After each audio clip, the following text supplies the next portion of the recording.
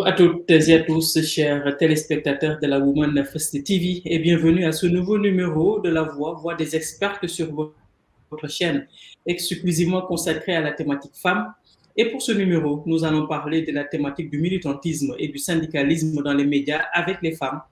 Les journalistes femmes traitent assez souvent de ces thèmes dans les différents secteurs socio-professionnels, mais on peut constater que dans les salles des rédactions, peu de consoeurs, très peu même, s'engagent dans les associations et organisations syndicales.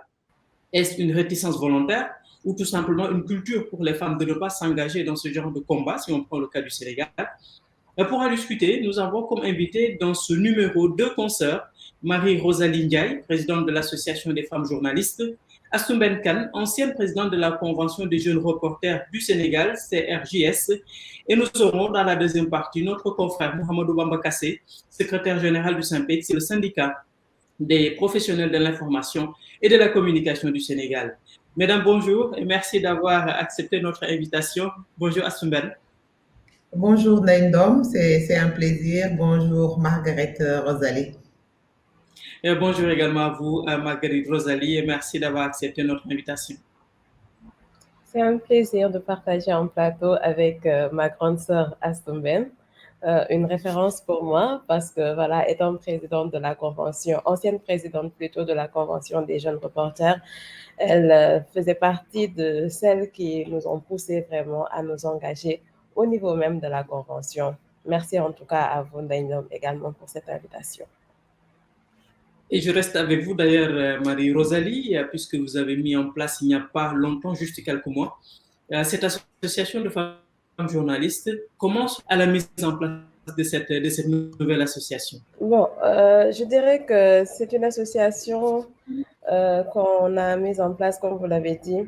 On l'a eu à lancer ça le 3 mai dernier à l'occasion de la Journée internationale de la liberté de la presse.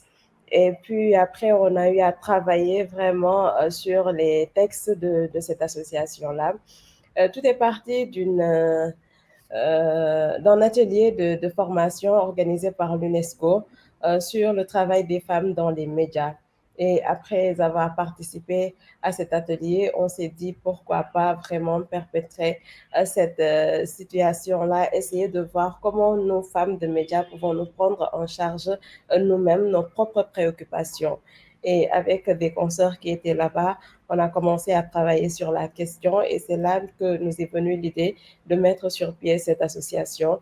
Et voilà, depuis lors, on a formé ce bureau-là dont j'ai été élue présidente de l'association pour peut-être propulser un peu les femmes. Et depuis lors, on est en train de travailler en sourdine avec les différentes rédactions pour essayer de pousser les femmes à s'engager, même si ce n'est pas vraiment évident parce que certaines sont trop réticentes, d'autres disent être trop prises pour ne pas participer. Bon, il y en a d'autres aussi qui s'engagent, mais bon, c'est juste la voix qui est là. Mais quand il s'agit de participer activement, on ne les sent pas trop. Mais bon, on essaie de faire quand même un travail de base pour les pousser à venir, à s'engager et que, voilà, ensemble de travail, peut-être qu'on pourra réussir à faire avancer les choses, mais surtout lutter pour nous-mêmes parce qu'il y a des problèmes spécifiques aux femmes et que nous, femmes, nous pouvons vraiment les gérer nous-mêmes. Et si on réussit vraiment à faire ancrer cela dans la tête des consoeurs, je pense qu'on pourra, le travail va devenir facile. Et voilà, on va les pousser vraiment à avoir confiance en elles parce que pour nous, notamment moi, je suis convaincue que le problème majeur de nos femmes journalistes, c'est qu'on manque de confiance en nous et au niveau des rédactions parce que beaucoup ne s'engagent pas. On préfère vraiment faire des sujets de reportage qui ont trait à la mode et autres, alors qu'il y a la compétence qui est là, mais le plus souvent, on manque vraiment de confiance pour pouvoir faire ce travail qui est comme il faut. Et c'est là, pour moi, le travail de base qu'on doit faire, la formation des femmes pour les pousser à avoir vraiment confiance en elles. Absolument. Nous allons revenir d'ailleurs tout à l'heure sur, à travers la vie de votre association et le leadership des femmes dans les médias. Assoumben, je me tourne vers vous. Vous êtes jusqu'ici la seule femme à avoir présidé aux destinées de la CJRS, la Convention des jeunes reporters du Sénégal, et vous l'avez marqué d'ailleurs lors de votre passage. Mais d'abord, racontez-nous un peu le parcours qui vous a mené jusqu'à la tête de cette structure. Je vous remercie, Neydom. Je te remercie. Entre journalistes, on a l'habitude de se tutoyer. On n'est pas comme les autres corps. Et j'en profite vraiment pour féliciter Margaret et Rosalie de leur initiative de mettre en place une association de femmes journalistes. J'avoue que par le passé, il y a eu des tentatives qui ont malheureusement échoué, mais je pense qu'avec elle, parce que je la connais très dynamique quand elle était dans la convention, elle faisait partie de celles qui poussaient les choses, celle qui faisait bouger les choses. Donc vraiment, j'ai bon espoir que cette association-là verra le jour. Non, elle a déjà vu le jour, mais qu'elle aura en tout cas atteint les objectifs qu'elle s'est astreinte. Moi, mon parcours est des plus ordinaires, mais je dois dire que j'ai toujours été militante de quelque chose. J'ai été déjà militante à l'école. J'étais déléguée, j'ai même mené une grève. J'étais tout le temps en train de défendre la cause de quelqu'un. Donc ça, c'est dans ma nature. Je me mêlais à toutes sortes d'histoires quand il s'agissait de défendre quelqu'un. À la maison, chez moi aussi, j'étais militant pour ma propre liberté. Pour ma propre liberté, quand je le dis, parce que j'ai eu la chance d'avoir une maman qui est maman poule, comme on dit. Même pour quand mon père n'était pas là, elle nous obligeait à prendre nos matelas et à venir dormir dans sa chambre. Et moi, très tôt, j'ai dit non, je ne dors pas là-bas. Elle me dit donc, tu ne dormiras pas dans la chambre des filles. J'ai dit d'accord. Donc, je vais dans le salon, je ramassais les fauteuils et je m'y couchais. C'était vraiment une indépendance que je voulais déjà acquérir au sein de ma maison. Et ça m'est resté. Ça m'est resté à l'école, donc c'était comme ça. Et quand j'ai embrassé aussi le métier de journalisme, j'avoue que l'idée de la convention, je faisais partie vraiment de celles qui ont émis l'idée de créer une association fédératrice où les journalistes pourront se regrouper parce qu'on se rendait compte qu'on se retrouvait seulement sur le terrain. Après le reportage, les gens vaquaient à leurs occupations. Et un jour, on était à Mbodiène, c'était en 2001. On avait un atelier sur le NEPAD avec le président de la République. Donc, on était là-bas, entre journalistes. À la fin du séminaire, on était dans ma chambre, on faisait le thé et tout. Et de là est partie vraiment l'idée de mettre en place une association fédératrice. Après, les autres ont poursuivi le combat. Moi, je n'étais pas dans le premier bureau. Donc, je les ai laissés faire. Et au deuxième bureau, à l'Assemblée générale, je sentais qu'il y avait des choses que je pouvais améliorer. Donc, j'ai dit, je vais à l'Assemblée générale pour entrer maintenant dans le bain de la Convention des jeunes reporters. Parce que pour moi, il était temps. Je voulais faire changer des choses, mais je ne pouvais pas le faire de l'extérieur. Donc, je suis venue avec beaucoup de critiques à la bouche. Donc, j'ai pris la parole à l'AG. Donc, j'ai critiqué des choses. J'ai dit, maintenant, je veux un poste. Mais je ne veux surtout pas de charger de l'organisation. Parce que comme l'a dit Margaret, il y a des stéréotypes. Les femmes, quand elles sont dans les associations, elles sont chargées de l'organisation. Quand on est dans les rédactions, on s'occupe des faits de société, on s'occupe de la mode. Et moi, j'ai dit non, je ne voulais pas d'un poste de chargé de l'organisation. Et j'ai pris le poste de chargé de la communication pendant 2 ans. Après, maintenant, j'ai accédé à la présidence de la Convention pendant 4 ans. Et c'est une association mixée. D'abord, pourquoi vous avez choisi convention et non association? Oui, là, c'était vraiment pour ceux qui ont fondé. On a essayé de trouver pas mal de titres. Hein. On a essayé de trouver l'association des jeunes journalistes. On s'est dit non, ça collait pas trop. Mais aussi, on avait à l'idée de ne pas qu'il n'y ait pas de confusion, parce qu'on s'est dit très tôt, on ne voulait pas faire du syndicalisme pur et dur. Le SYNPICS était là, on ne voulait pas le fragiliser. Donc, on a dit la meilleure trouvaille. On a discuté avec des doyens de la presse et on a dit maintenant, on va prendre le nom de CJRS, nom Association de jeunes journalistes. Ça nous paraissait lourd dans l'appellation déjà, mais aussi on voulait vraiment lever tout équivoque très tôt, on a dit qu'on se démarquait un peu. On ne faisait pas du syndicalisme à proprement parler parce qu'on ne voulait pas fragiliser le syndic. Donc, de là, on a opté maintenant pour la Convention des jeunes reporters du Sénégal. Et je pense que ça nous a réussi. C'était pas facile. Par contre, c'était vraiment pas facile parce que, contrairement à ce que nous avons voulu, parce qu'on a dit qu'on ne voulait pas fragiliser le Synpix, mais le Synpix s'est en quelque sorte senti menacé. Donc, très tôt, la convention a été combattue. Ça, je dois le dire, a été vraiment combattue parce que les gens ne comprenaient pas. Ils pensaient qu'on était là pour faire de la revendication, voilà, comme le Synpix. On a dit non, non, attendez, nous, très tôt, on a dit, on misait sur la formation. Parce qu'on s'est rendu compte de la situation dérisoire des jeunes journalistes dans les rédactions. Un journaliste à qui on paye 100 000 francs, à qui on paye 50 000 francs, on a dit ça, c'est pas normal. Et la meilleure façon aujourd'hui d'aider ce journaliste à avoir un bon salaire, c'est déjà qu'il soit formé, qu'il devienne journaliste sorti d'une école de formation avec un diplôme. Je pense que quelqu'un qui sort avec un diplôme, tu ne peux pas lui donner 100 000 francs, il va refuser. Et nous, on a dit, on attaque maintenant le problème par ça, par la formation. Et on s'est battu pour avoir des bourses de formation diplômantes, pour aider les gens à se hisser à un niveau supérieur pour prétendre à un salaire décent. Et c'était ça vraiment maintenant, c'est le credo de la convention, des renforcements de capacité par-ci, voilà, c'est vraiment tout ce que nous avons fait. Maintenant, les choses étant ce qu'elles sont, parfois les gens nous sollicitent parce qu'ils sont maltraités dans les rédactions, on saisit, la plupart du temps on saisissait le Synpix pour qu'il fasse le boulot, mais d'autres fois aussi on était obligé d'aller sur le front, de porter le combat en quelque sorte. La CRJS est une association mixte, c'est des hommes et des femmes, et il y a plus d'hommes que de femmes. Comment vous analysiez l'attitude ou l'approche des femmes par rapport à cette vie associative en tant que présidente? Quel regard vous jetiez sur ça et comment vous analysez cela? Oui, j'avoue que c'est pas facile. Les femmes n'adhèrent pas facilement aux associations.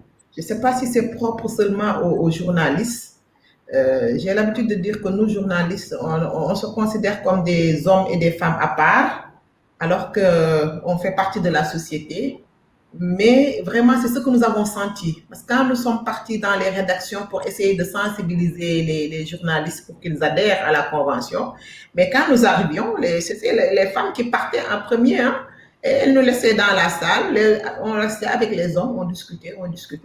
Il y a peut-être une ou deux femmes qui restaient, qui nous posaient des questions. Après, voilà, quoi. On ne sentait pas ce besoin d'adhésion dans les associations. Et on ne sait pas d'où c'est venu, peut-être par manque de temps. Je peux le comprendre parce que à la pratique, quand j'ai été présidente, je me dis que c'est très prenant parce que c'est vraiment un don de soi qu'on fait.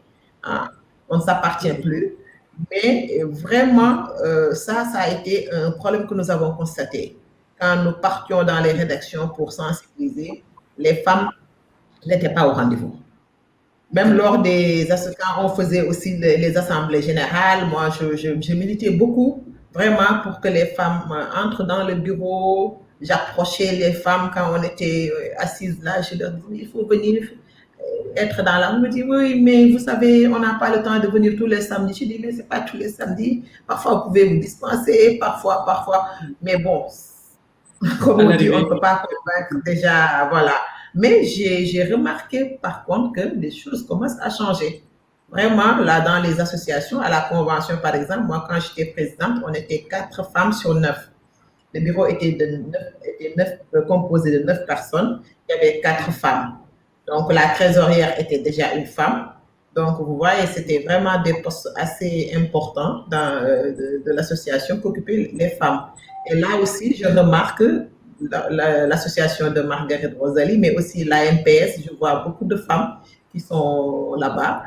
Mais c'est le poste qu'elles occupent, moi, qui me pose problème. J'ai comme l'impression qu'elles veulent rester dans l'organisation, voilà quoi, comme dans les partis politiques où les femmes mobilisent. Là aussi, l'organisation, on confie ça aux femmes et ça, c'est vraiment déplorable. Donc, je disais, Rosalie, que vous avez évoqué tout à l'heure le manque de leadership, je l'appelle comme ça, des femmes. Au niveau de votre Mhm. association, en train de travailler petit à petit, quels sont les problèmes majeurs que vous rencontrez pour mobiliser, pour faire adhérer les femmes à cette cause et à cette association? Bon, je dirais d'abord la réticence et la méconnaissance, hein. Comme l'a dit tantôt Astumben, bon, elle a constaté qu'il y a un petit peu une amélioration de l'engagement des femmes au niveau des organisations. Et je prends un peu le cas de la Convention des jeunes reporters parce que j'étais la chargée de la formation. Mais on était un bureau où il y avait beaucoup de femmes, même par rapport au BEN, par rapport au comité directeur. Il y avait également énormément de femmes, mais on ne les sentait pas. On ne les sentait pas, elles ne s'engageaient pas du tout. Elles étaient tout le temps là, mais quand il s'agit vraiment d'organiser le gala, elles sont toujours présentes. Et le plus souvent, on les sent que quand on doit parler de l'aspect mode, de l'aspect, bon, qu'est-ce qu'on va porter, qu'est-ce qu'on va acheter. Là, on voit que tout le monde est là, tout le monde est présent. Mais quand il s'agit d'aller rencontrer des personnalités ou bien de faire des activités vraiment de formation et autres, voilà, on se cache derrière le boulot, la maison, la famille. Et là aussi, c'est vraiment un problème. Je ne sais pas trop ce qui motive les femmes à rester vraiment, je dirais, renfermées sur elles-mêmes pour ne pas trop s'engager dans ce qui se fait dans les associations. Mais pour moi, il faut toujours les sensibiliser. Les sensibiliser et les aider à retrouver cette confiance et à avoir un œil sur ce qui se fait au sein même de ces associations-là, parce que c'est de l'apprentissage. On continue vraiment à apprendre au niveau de ces associations. Parce que moi, depuis toute petite, j'ai toujours été militante. J'ai adhéré au niveau, j'ai commencé par l'église, disons, avec les mouvements CVAV. Donc, c'est ce qui m'a formée. Le scoutisme, après la coordination des jeunes, petit à petit dans la presse, j'ai commencé à adhérer à la convention avec l'appui des Astumben, avec l'appui des Abiboula Fall, qui m'ont poussé à y aller, à foncer. Et je vois que là, on apprend et on est à l'aise dans beaucoup de choses et on essaie de se surpasser. Mais pour moi, c'est le manque de compréhension parce qu'il y a beaucoup de gens qui pensent que quand on est dans ces mouvements-là, on est délaissé, on est indexé, on devient entre guillemets une féministe et le plus souvent, c'est ce qu'on nous taxe dans les rédactions. Mais bon, on s'en passe parce que pour moi, c'est l'engagement qui compte, c'est le fait de vouloir changer les choses qui comptent et ça se répercute au sein même du travail que l'on fait parce que ça te forge.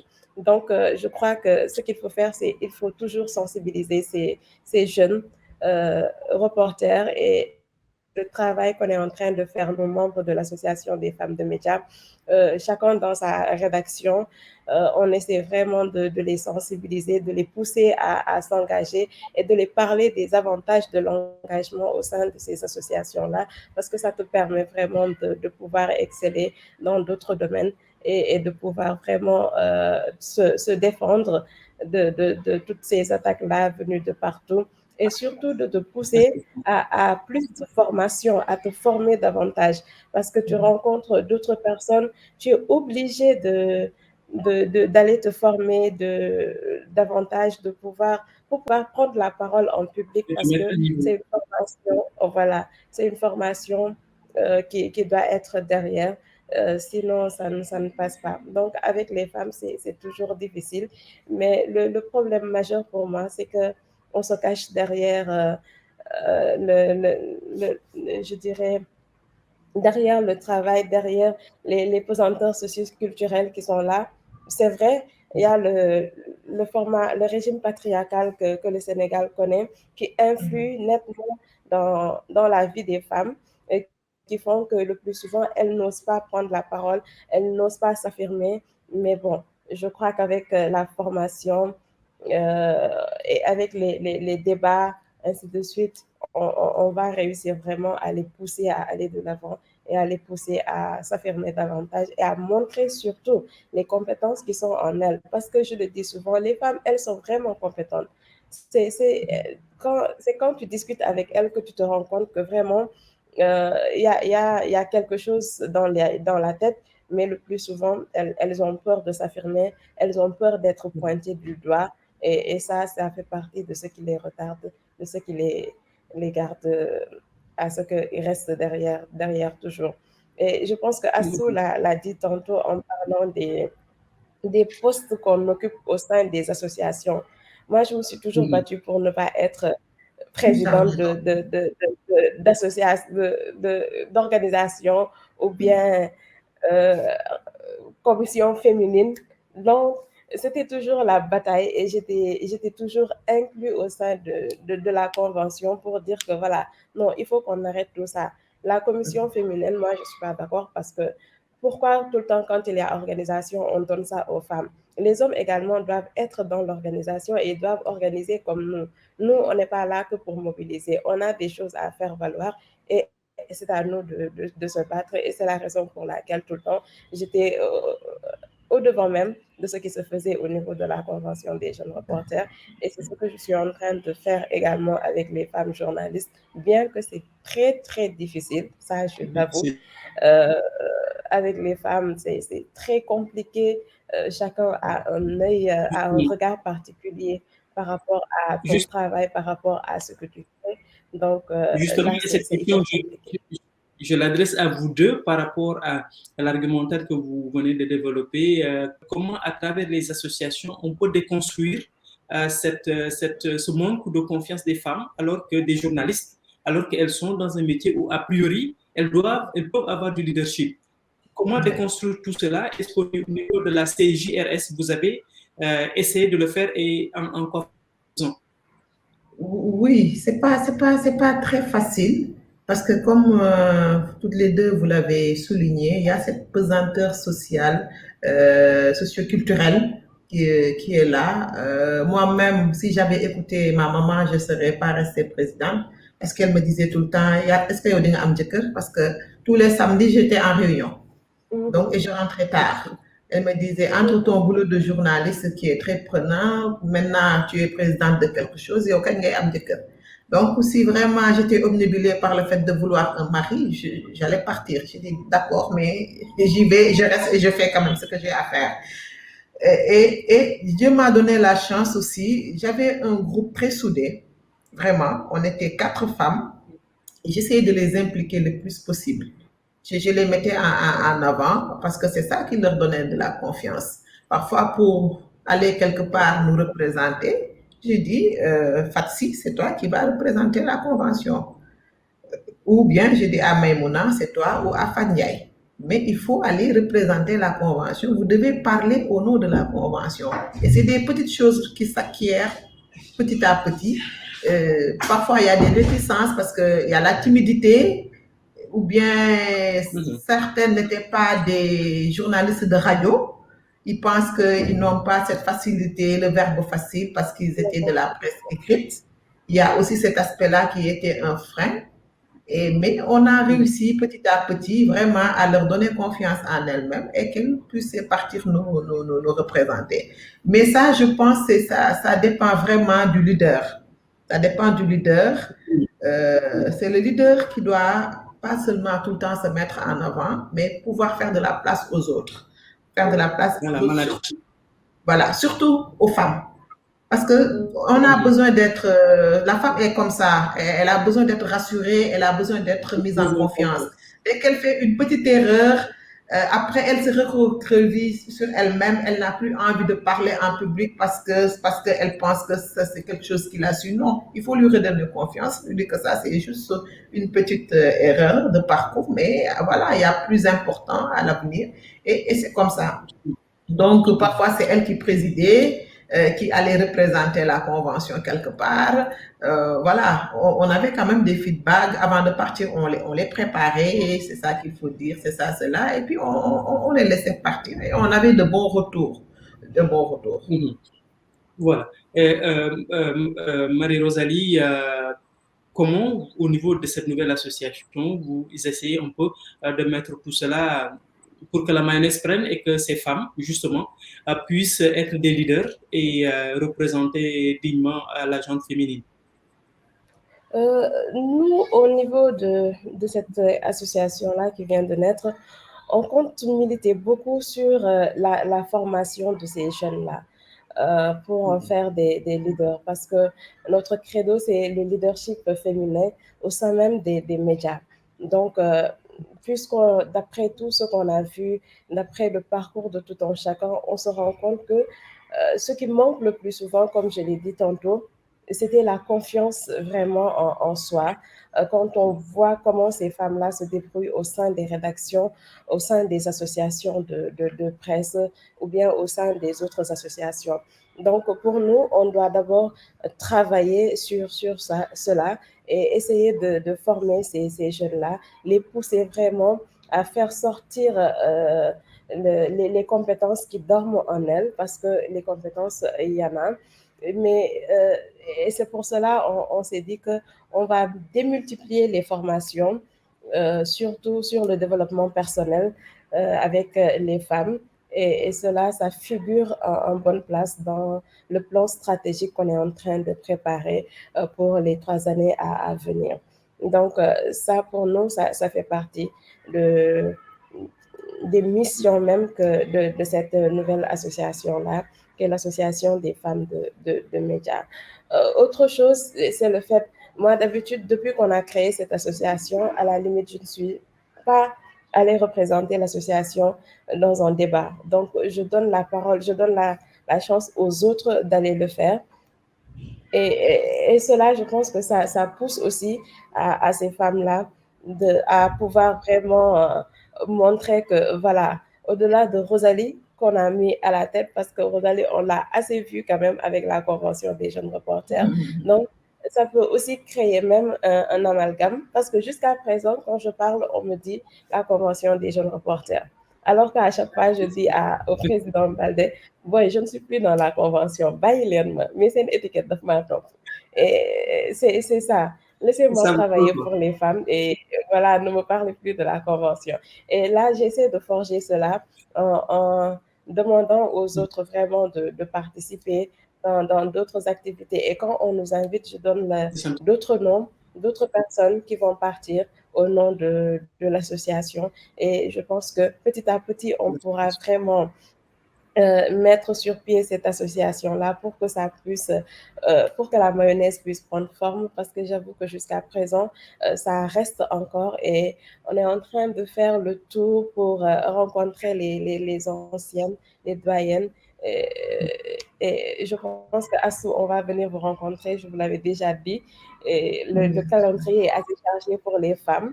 C'est la raison pour laquelle on n'a pas encore fini de faire le tour, mais on va rencontrer toutes les femmes, toutes les doyennes pour pouvoir vraiment prendre leurs conseils et essayer de voir comment vraiment rendre dynamique cette association, parce que beaucoup ont essayé, ça n'a pas marché. Nous, on est là, on essaie de faire des choses et si on a les autres idées, je pense que ça pourrait nous permettre de mieux avancer et de poser des jalons qui demain peut-être pourront être portés par la nouvelle génération qui est là. Par rapport à ce qu'a dit Margaret, Rosalie, l'un des freins vraiment à l'engagement des femmes journalistes, c'est aussi les rédactions. Vraiment, les rédactions, parfois, elles ne facilitent pas voilà, les choses. Le journaliste, il a son travail à faire. Maintenant, si vous devez vous engager dans une association, vous voyez ce que ça représente comme temps. Et parfois, peut-être le rédacteur en chef ou ton directeur peut ne pas être compréhensif.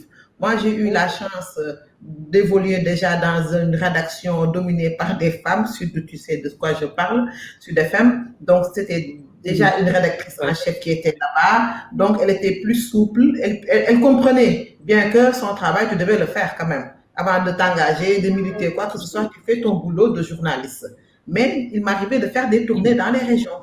S'il n'y avait pas cette compréhension-là de mon directeur et de mon rédacteur en chef, peut-être que je n'aurais pas obtenu le résultat que j'ai eu. Mais vraiment, ils m'ont soutenu parce que c'est parfois ce soutien derrière qui manque. qui fait que maintenant, le journaliste aussi, il est un peu réticent parce qu'il se dit, c'est ça mon gagne-pain. Si mon rédacteur en chef ou mon directeur n'est pas enclin à me laisser aller faire mes tournées, ça bloque. Donc, c'est vraiment cela. Et je pense que Margaret, il faudra, quand vous allez faire vos tournées de sensibilisation, approcher les directeurs de rédaction, les rédacteurs en chef, pour que, voilà, pour une certaine souplesse, une certaine solidarité, en fait, une certaine collaboration. Il faut réussir cette collaboration-là pour que, voilà. Bon conseil du Néné. Donc, et c'est ça la sororité, comme on dit. On va y revenir d'ailleurs, Marie-Rose a dit tout à l'heure, avec les devancières de l'Association des femmes journalistes.